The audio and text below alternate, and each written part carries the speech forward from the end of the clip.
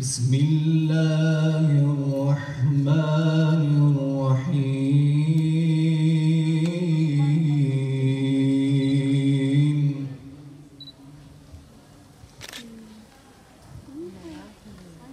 ألف لام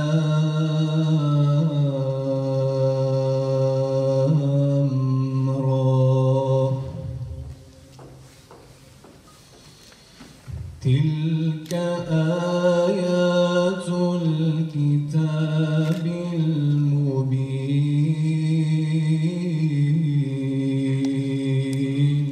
ليس إنها لغة قوم كما قلنا فقط، ممكن هي لغة قوم، لكن الله عز وجل أنزل كتابه بهذه اللغة، وهذه اللغة أصبحت لغة للحضارة الإسلامية وللعلم وللبحوث الإسلامية، وهي الآن لغة حضارة الإسلامية.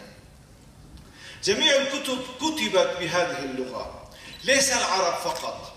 كلية علوم الإسلامية والسنة التحضيرية والطلاب والطالبات قسم التاريخ العربي في سنة التحضيرية من كلية الأدبيات، وأنجزوا مشروع بروج الجماعي، وهو لوحتان جميلتان من اللوحة الخط العربية. سنقدم لوحة الأولى لأستاذنا الدكتور رئيس جامعتنا أحمد أورقچا. نظم القرآن إن له لحلاوة، وإن عليه لطلاوة، وإن أعلاه لمثمر، وإن أسفله لمغدق.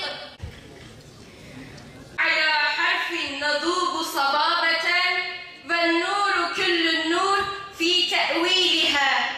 والآن مع مشهد المسرحية بعنوان 3 درجات.